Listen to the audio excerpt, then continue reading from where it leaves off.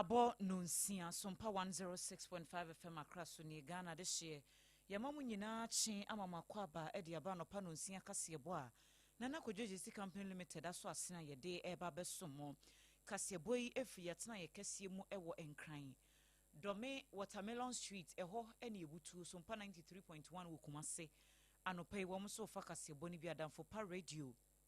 eno ewo Paris France doma 100.7 ewo doma hinkro enafe enkranza SOMPA 90.7 Techiman SOMPA 106.1 FM wo so fa bi 98.9 eye sunyan SOMPA Kingdom 106.1 FM ewo mankesi mfimfi mantemu kanesha ban radio wakaneshi enka hanum se ukodi koda na so babia FM stations ne wono SOMPA FM obete yenka ewo ho ye stream live ewo Facebook and YouTube SOMPA 106.5 FM Accra and YouTube no so SOMPA FM live SOMPA 101.1 eno no ewo takwa no pay Obapa na ya ka chire ene ne dom wo mo so asom ewo honom www.sompaonline.com okọ honom a yaboabo ansem ne bi ano a ubetimi akọ no wakokenkan na kodwoje si company limited a woto adansie ho ne ma na daworo ma ena no pay yete baabie Leicester Company Limited woman a day ya toothpaste and a brush aba edwama so ntipe bi na yusu na emon se ho ban 21st clinic sciatica expert womo ena A2 sciatica yade no asebowura ho branches ni nyina Ghana half na baabia na kokogye wayaresa ensem ahodo a yede enam no ne ebedi mu akoti ni bi ene se senetefo ada dwumadie foforo bi kura di ya no eboa wonom a woden wo mo atokese sede be na nya wo mo da chinsika obenyanko na emom wo mo asetena mo da ne danso ahoto beba yede mu nsem oba no pay empenifo ebo amane ye ya so ye hye enuane ni kuayo ensem so se wo mo ede initiative bi aba ye friend of Feed Ghana Brigade na enum nsem anopai ye de brem nyame de kyan twedi ampon wotene han ni nkoa na enema toto ya memene da wo so no mesi fo makwa akoto abayi wo mo mpenimfo na sunwane east enkra eba de se wo mo de nterekotire Johnson e de atoso amanebo yensa kan ene se abutreka ya Russian Police Hospital said ye beya wo betimi akwakwagye ayarehwe papa na lawyer fo nso abontreni se kwan bia so no wo mo ebehye no wo mo de asem na akwakopie mu court na se ne no mesife kono etimi adi aboa wo persons living with disability adishia wono mo jaman na afo afa wo mo nso de ebema wasetena mo ha wo mo no assembly no adom e de ama wo asempa na ye man hene e kire mu ese ne mpotem honom German South Mensi mu hono suku adan e yade se enkoye kura aban enhwe no ntu ho na mo doctor bi o German mamu amana ne asa na mekan se si ye de na tum se wodi awu adan a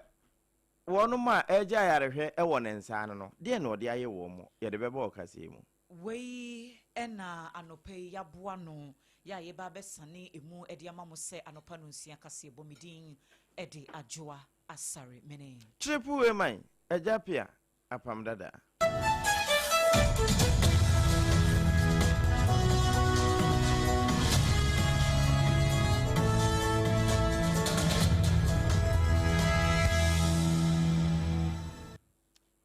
afe yu asom na jebre na nsem no yentutu ne sere na basa emfa mawo ma yensha semfire ni pa setenam sede be na ne ho be henhan no esanse eba sika semu a eno a ede edi sika no eno a so ne yesie ma eka ho ma setenam etumi henhan ena wasanka se sika eya ade nyina eno nti bone nyina so nyine no ene sika pe bone ebi no monhunu ne kwan no fa wo mo de ya opi ewo wo mo ho na senate adwumaku a wo mo no se nipa watumi aye adwuma tim fifire o mabunu bremu wa de akọ nkokora bo bremu bra wo bese wo sin tutuo na saa bre no wo ya ye frofo sipagam kosi awiemu a na woto wani a ento bi enim ho na wo mo de kakra na janka etimi so asene na so kama ye se ye mamu de ubusa se ye no kura na ye no ho pension pay ntimi nya de papa bi kuma bi ayese echiriwia chop money na eno na senetefo na tenase wo mo ne ekobangana aka wo mo tira akese ho na fe wo mo kam wo mo tam no nso abom aye nhyehyɛ bi se ebedom aboa wo mo a wo no wo mo di kaso bom de wo mo dwetire etototo won kakra won suro ntento ho saafo no won beduma boa de akwankyere bi e wo ho ene nhyehyɛ a ebe mo wo masetena mu ahenhan wo mo enti wo ma paka de bi ho ntoma no e prepaid ye frene MVP enya de ma kyekyere to mba de mu bia we de ye card so na yewura ampem nyako ya wo ye soafo abade a kyerɛ hwe o ma yisika sam so dwumadie no no wo ase sabre kro na nso opon kyekyeku ya wono ne si enam wo mra hye badwafie no wogina ase enti kwa kono de so wa benem ni esi ono aboa no ensem a wo de to so bi ni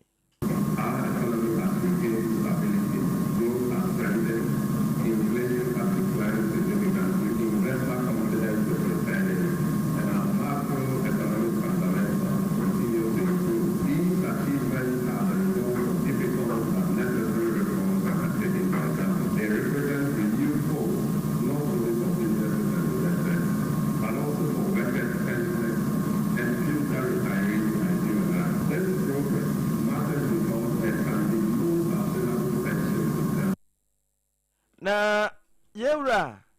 ampemia ko kasa wie ya na pania wono ne ye kwankyerefo a otua senate adwumako na no yewura kwasi afre ban ni wono nso edne de to so e kire mfaso a ewo de wono ma yeso kire opon kyecheku afibia 300,000 yewo edoma aso just starting retail outlet kind of come on motor phone your yes what is it and I know then your members book up pensioners in there members go my book by my discounts we can share your members almost the back of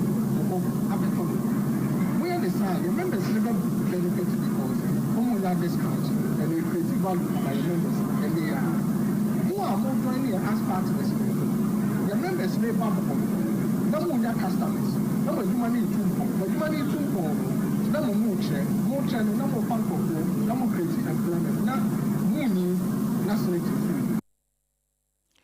Yewura kwasi afre bani, one director general Edma Senate adwumaku no. Enti sa adwumadie no, membership value program. Eno ase ena wo mo eda nsem dia na na opon checheku wo fu abi ma yen e won kran ha.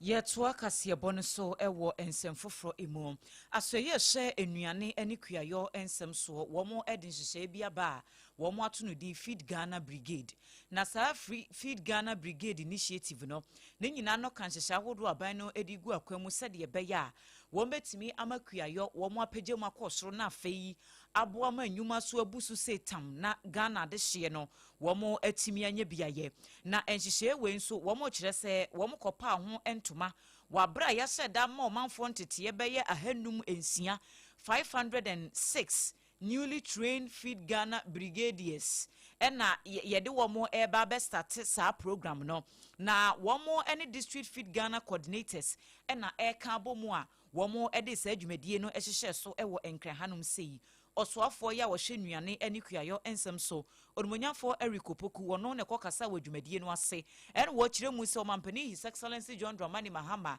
ene NDC aban wo mo ba ye wo mo hyebo se kuayo wo mahunu se eno na ye fapem papa ema wo man ne nkan konti se wo mo abade na ese wo mutimi de niam ahodo bi ba ebetimi aboa ahye kuayo atena ye ho no mo kena na sa amfasodie na wo mo hwehwe ede ama oman no wo mo nsa atumi aka wabra yamani boni na opon chicheku ekopie mu wadwumadie no ase ne sei ena honorable edituja Nina so pa ne se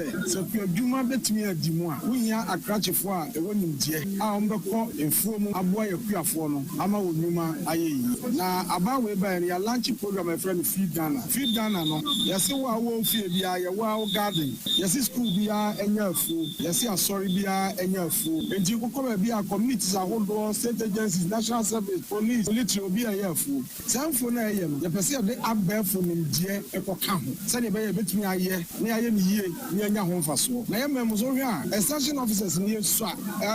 internationally no e was a extension officer ba ku bia no wo hwe akurafo do okra ni pa 500 my hadi esan say ye ni do nti extension officer ba ku bia no wo hwe akurafo 1500 nti ama adwuma no ntimi nya dai enko yi ne santi ana under feed Ghana program ni mama daroma yafa ye mana akọ agroecologists na wie na wo mutiti fie no yafa mu maako 506 ana ye do ma ba school polytechnic school ha ene ya yikotie yeyi eyesoafo ya wo hwekuyayo ensem so onumunyamfo Eric Opoku eno achi national coordinator ya oda feed Ghana program no anora bright kwadwo demoji wono nso ede kakra etu brigadiers ne mu se adwuma ye de ahye wo monsa no wo monhwe na so mramfa so ne nkoye te se de enkrofo bi kikan ye ya na aban so wode bibi aba wode initiative bi aba enko wiase no na yehunu so fa so wo kire mu se coordinators no wo monhwe na wo monye wo madwuma yi. Creating employment and driving inclusive economic growth. Honorable Minister, ladies and gentlemen, over the past 3 weeks, the Ministry has successfully trained 500 Ghana brigades recruited from the colleges of agriculture and the universities across the country through a collaborative program with the Police Training School and the Ministry Directorate of Agriculture Extension Services and the Feed Ghana Secretariat. The training combines technical agriculture knowledge with practical leadership and professional development, equipping the brigades with skills in extension service delivery, discipline, ethics, public service, leadership, teamwork, communication, conflict resolution, and physical fitness and patriotism. Honorable Minister, you gave me a task, and I can confidently report that our young men and women have demonstrated the discipline, competence, and commitment required to complement and strengthen Ghana agriculture extension system. We a national coordinator Emma Feed Ghana program no Ora Bright Kwadwo Demoji. Kase boss empremo the iron rosso ya na ho den yetimi de si nsom ma eden si so ejina se sompa fie de no eno na no pe ya wada ya no ya da ye be edema wo abusuan ye kwabono mantemu na henkro ya yesunwa ne ba bia sompa 98.9 wo no na eho sunwane nepu efam sunwane east NPP amanyoku no se o mamu nyina nyame de chen ya bosumi de to so du ba ko ene du mienu fieda ene memreda na wo mo aba wo mo to ayi mpanimfo ewo region no ene afi constituency no ne ase ho nyina wo mo kwako yi wo mo na eno na sunwane east wo mo de injunction akwakoto so enti we justice William Watin owusu high court judge wo sunwane ene injunction wo shei dadu no was say chance free bosumi ne de to so nso 7th July tuamu kwakosi wo de kan free 7th and the do eto aso na je say nro na wo mato aba na wie ne no na krata no nso che se sa injunction na wo mo de ato so no ye adwuma afri sa da no a na so asam kura wo ho no so wo mo kan wie ya eni kwansa aba no wo mo kompo se wo mbekọ akoto we ya ye kan no Manta Mahama ena fe Prince Hedu wola womo ena womo de saa ensemi akwakoda nkoto enti meka sai wosuna manyokum te sa Isaac kwasai Theophilus asamwa asoma kyereme ena fe John Nketia Edwin Kofidake ena fe ke amankwa ne Felicia Apiamo enso defendant nenso we nyina mu no wo ni da kwanse emrade de obi ntumi nsa ho enkontem wan hweye na wakontem asene koto ama koto aso opachi ndi sade ebeye na aboa na ne tonkoma na ne bonkom ntinu penimfo emfanto babiese wo de tontem ansana abato no kura beduru so fieda ene ne memene da edikan aduru so pambo ageman won na nsemi ena nansa so bae Ye kaimo se SOMPA 106.5 FM across so eni anopano nsia kasebo ena yeda so aye kenkan edema ye de aseda no ema nana kodjeje sika company limited ko ba sempere mono no wono ne ton adansie ho ne mapa wo Ghana hanum sei ena nadwuma panti wo bia nim se nana kodjodie woto building material wo hono mu wunu ho da sabre ye nsu ahya ase toto mframa fa na weda no wasesa no sabre ne ye behunu dan a sebe ye ne papa ene dan ya ye ni biara enti make sure say o project na wo ye no obekwa akoto enhoma no ewo nana kodwo Jesse Company Limited ho sanse yaso ahwe ne yehunu se wono ne de no na eye papa efri nadoa so ekoka plywood ahodo building wire cement na de ene enchansian de bodan so kala bi a wo pe no okwa wonsa ebetumi akebi branches ne nso de buburuja Ghana ha afana baby atokro bia mu obehunu no ewo ho obefre na kodwo Jesse Company Limited ewo 0204 355050 0204 355050 and 0244 419393 0244 419393 na wudem 21st clinic is a main country will say womoda so a ye adwuma enti yade bia ba betena wo so ache no ode kɔ hɔ no ma ye bɛhwɛ na yetu ase ede ama wo nemum sɛ ye ka siatika no nya duro bi di o da bi eye yade eye problem pain na wo feeli wo sisi ya sane ba wo to ase ene wo sre ne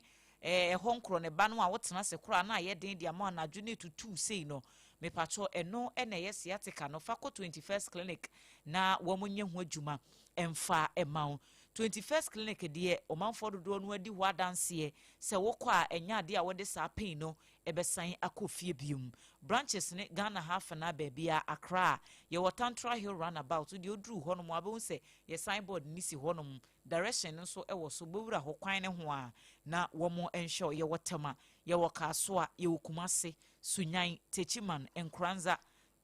takurade ye obrekum ye wogoso ena afi ye wo oboase enti baabia wo hye bia no frɛ ya na ya kyerɛ de eben na wabo awura ho number ne ye 0540 311 311 0540 311 311 anope fi hosina mehwe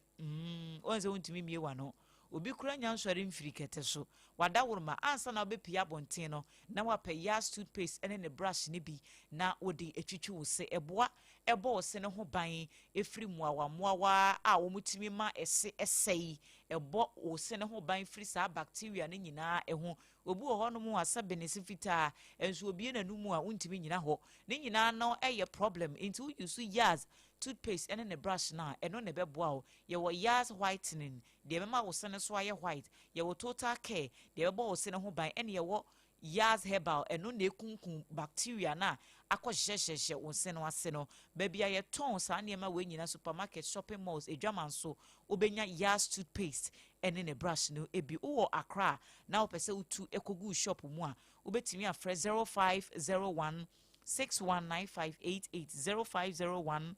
619588 ena Kumasi nso befre 050139 0338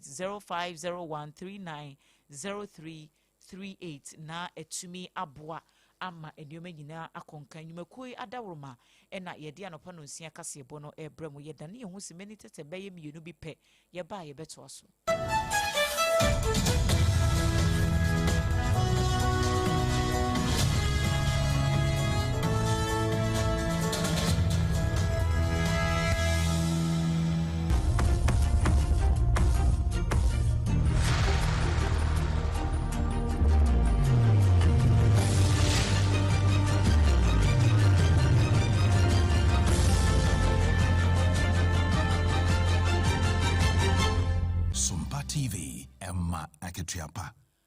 Emma Ketuapa ampa busuan damase ye to akasebo no eso mranim ni Emma Frederick Kumi ya dodo no a efre no abutreka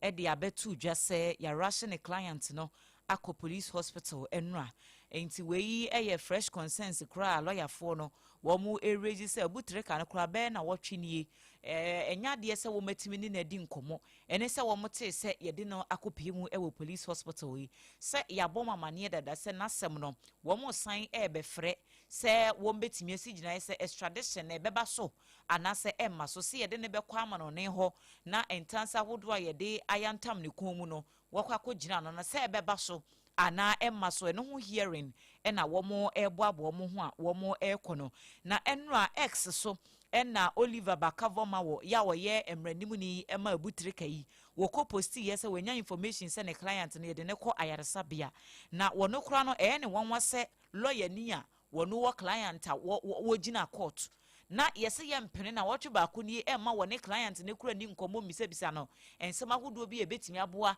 ama wɔno so yɛde ne kɔgyina adaka mu a watimi ahunu biribi aka no wɔntimi ne client ne kura ni nkɔmmɔ ɛna yɛkasa ekura no wɔnim baabi a wɔn holdi abutre ka no sɛ wɔwɔ BNIO sɛ wɔwɔ national security sɛ wɔwɔ yoko sɛ hefa no wɔwɔ polisifoɔ akakye no wɔno mmeranimu ni ne kura no wɔnim baabi a client no wɔhyɛ anasa wɔn holdi ne nima bi ɛte saa nso no yɛ ana ɛntaa mmoa kura nti yɛkasa deɛ wɔsɛ wɔn file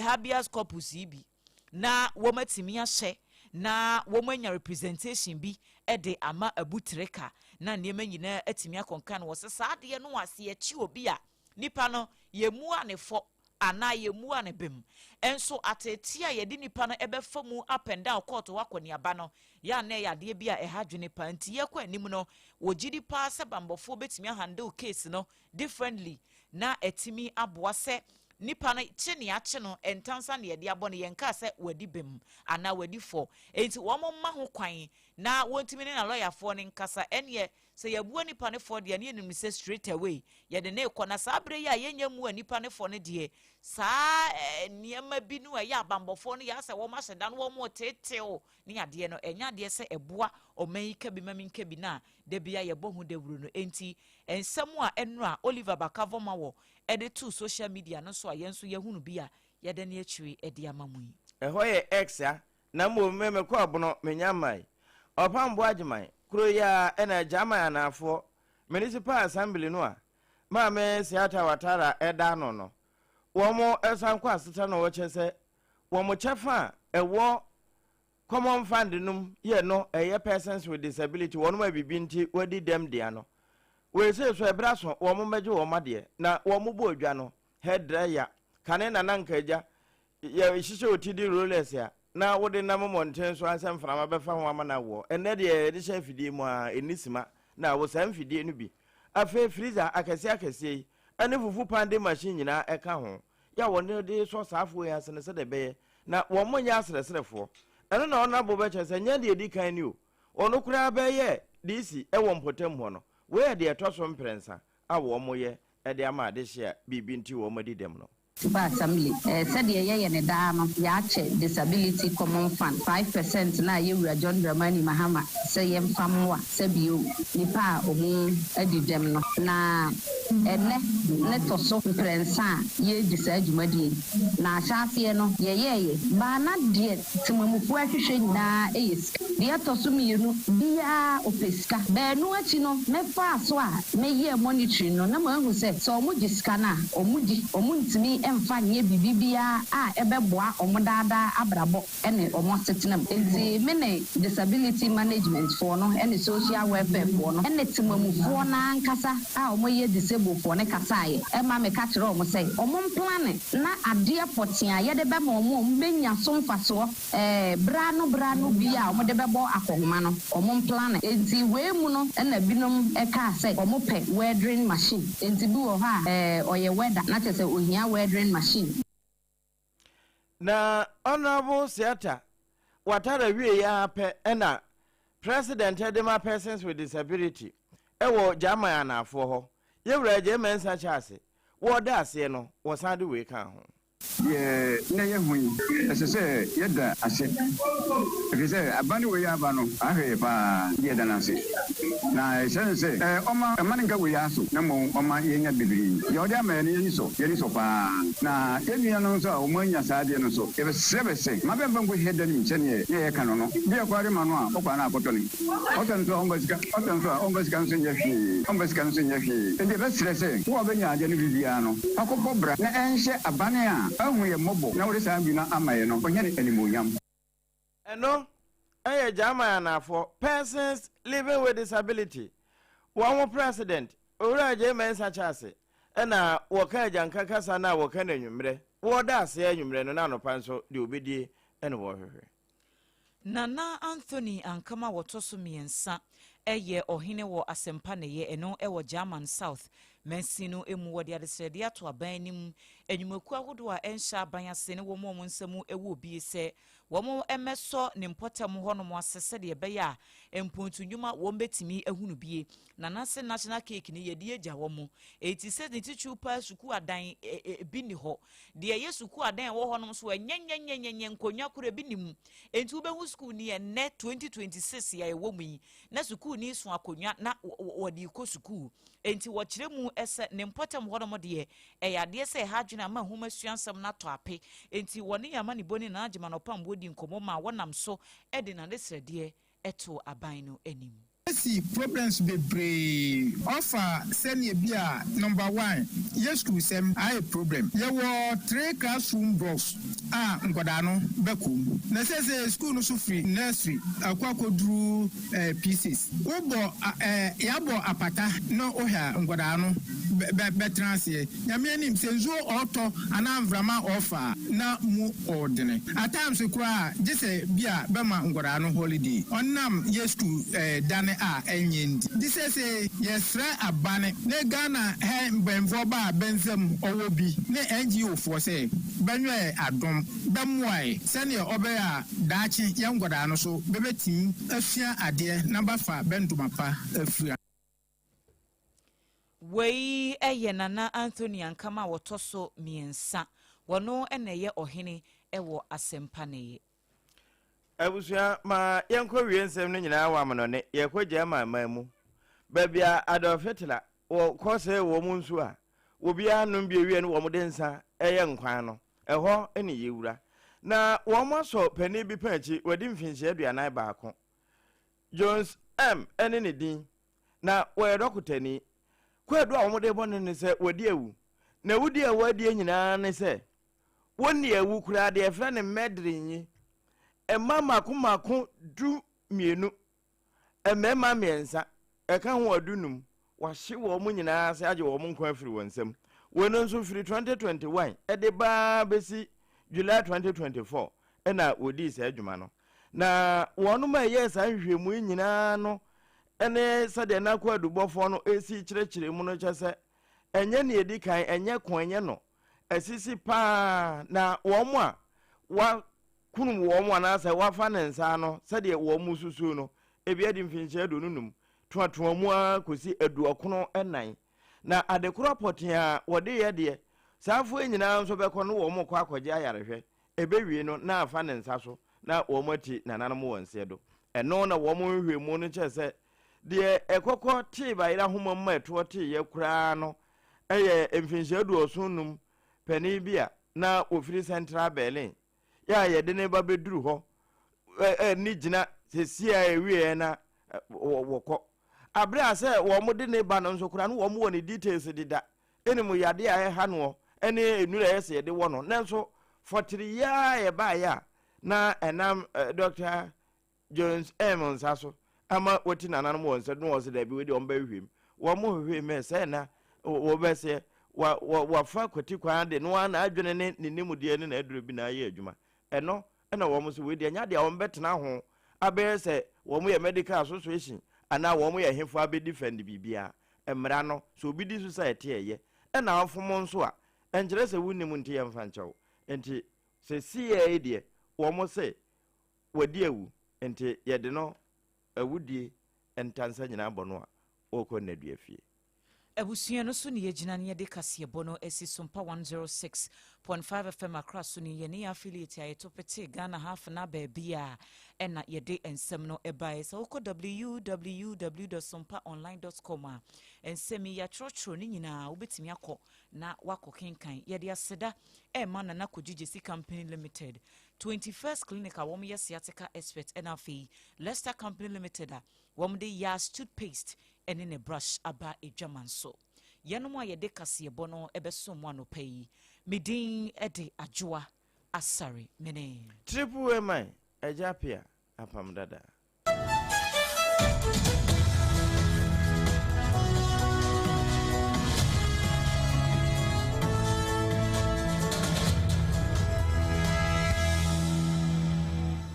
Munde dinam se menya foreign call. Hello. Hello, Papa. What about to be a new? Say me free London, Echo US. Nano crowd who cry from me, Bama Mania. Na Papa, mo what to say? I read that to my habako. Nana could just see. Echo Bassin Penemo. There were two dancing Hunya Manonso. What's your idea? Oh, what's your Akoba? Messi or Bodma Cross like an anwa. Now, what do you US want some man for Bondis Anna? Hey, Papa, US a Hakuradi. Nana could just see Company Limited at Jibebia. One more Holland, Germany, France, Italy, London, Canada. A bar dancing Hunya Madia. Obia Sin Nana could just see Company Limited. Namatisa will be a depoke, CB, Ewakasua. I want to be a kutua dancing Hunyama. Na Ayano Papa. Oh, Ayano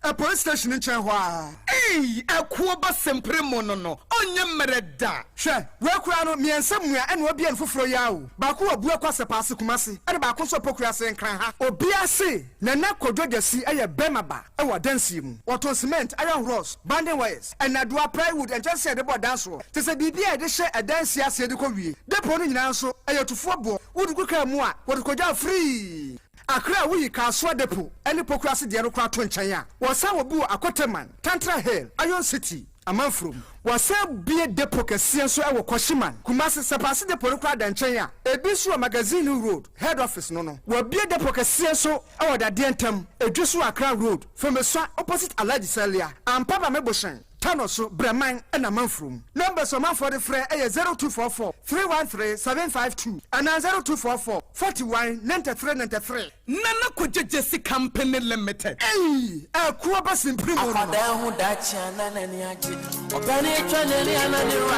Ghana this Maima, Munia Bakusia Guabwajini, SOMPA 106.5 FM Accra. Ye did you media be a buy the Boyan Cassia Brabo? I offend a SOMPA Rhapsody. A SOMPA Rhapsody. A bosu efi Edwada, Ekosi Efiada, and upon what you see and upon do pepe 8 a.m. to 10 a.m. Intishia radio counselors, Reverend Professor Joseph Osafwadu, or your clinical psychologist, now you're theologian, our being what Abrabomunim dear, any Akosia Guabwaji, and will reduce Edwada Ekosi Efiada, 8 a.m. to 10 a.m. Now when you're Abrabomunyansa, Yabamo do anamo SCCE, Sabibimpo and Ekoso Wabrabomua, I wouldn't name me as a Sawaya, and yet Nayan Tufu, I was SOMPA Rhapsody, so now what do anamo SCCE? In a world filled with pressure, emotional burdens, broken relationships, and silent struggle, SOMPA Rhapsody emerges as a timely and transformative radio counseling program designed to bring healing, clarity, and hope to individuals and families. Ente ya mwanka samudio, yepesa abrabone ya mrema, yepesa wudi nimdie ebobra, yepesa isiwi. Ente shanonson, Edwada Ekosi Efiada, 8 a.m. to 10 a.m. Anopebia, netie SOMPA Rhapsody, na wabrabo ebesisa. SOMPA Rhapsody, yedie nidaso abro. SOMPA Rhapsody, a SOMPA Rhapsody. We radio counselors, chain, so mo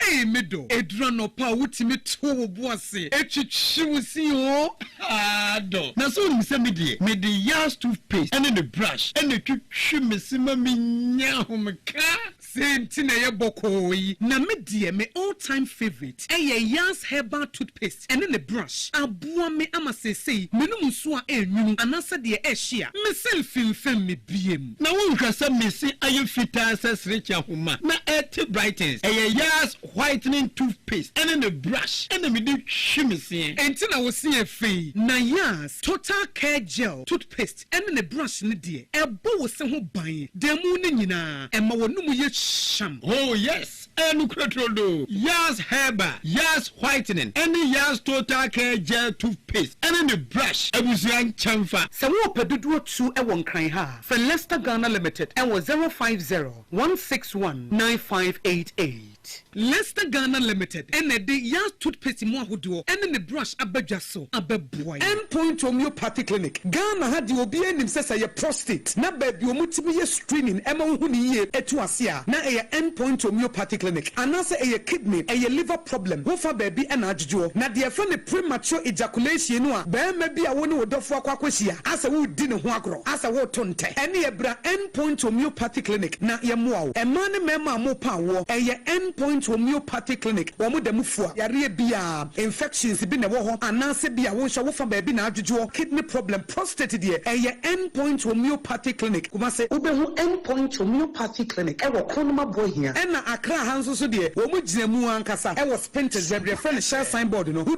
na obusa sa wo pe endpoint homeopathy clinic obia e be kire for endpoint e wo 0244867068 and 0274234321 endpoint homeopathy clinic wo mu de mu fua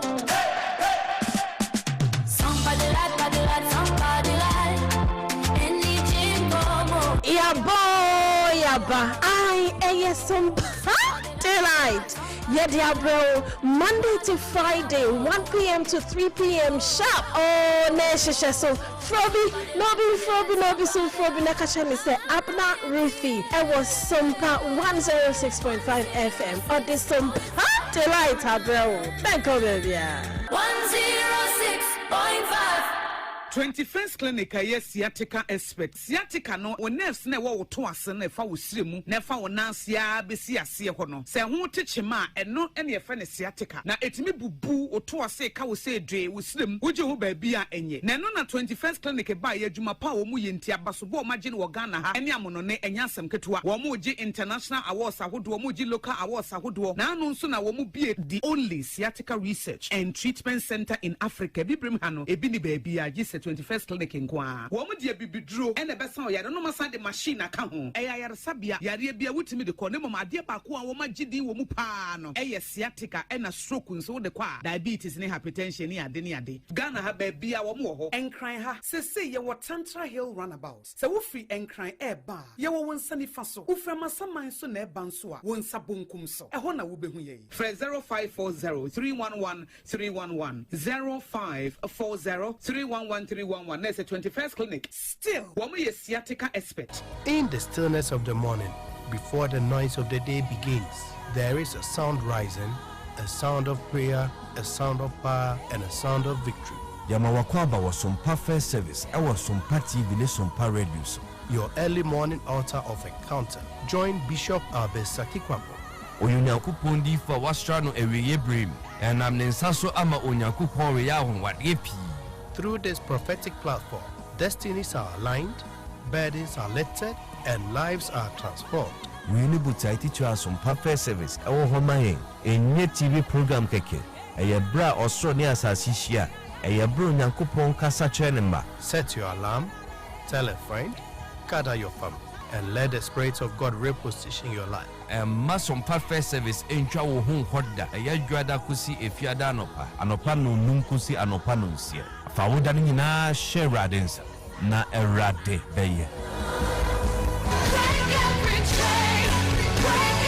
Addicted to Christ Movement at the Breaking Chains Conference 2026. Eba wa kwemu. Jumedia ede wo gie ene fahudie ebrawo. Na fe wona wa to su be mu tintan ya wo je wo mu a engine so. Won benya wo mu ayaresa. Chano so se dwumadie yi ebe ko so nyame ya dum a memene da July ni da to su edu nwotwe. Ewo afi mu. Anopa no nwotwe kin ni asase. Bia ya dwumadie yi ekoso Tema Secondary School. Tema Community 5. Wona wo ba be kasa ewo dwumadie na se. Owura yire Akosia Agbo Abuaje, Dr. Joanna Larry Efutu, and now Professor Mansa Fredua Ajeman. Na senen so se NS Anane Yeboa. Woman Jumedie nyina esini so. Eba nyum to so a Christiana Atefa any true vine kwa. Eba bedi yenim. Brana beso Christo tumishe. Na wo benya wo fa ahodie. Se wo pesa wo kan se Jumedie hu a. Me pa cho be register ewo www.addictedtochristmovement.org. Ana koye social media handles mi nyina Addicted to Christ Movement. Entremufobia na opa for 0550106685 and 0240686980. Jumedie wana woma so asene eye Addicted to Christ Movement Partners Emmanuel Community Hospital and SOMPA 106.5 FM Accra. Breaking Chains Conference 2026. Mia wabana jeno no na wadene ho kra.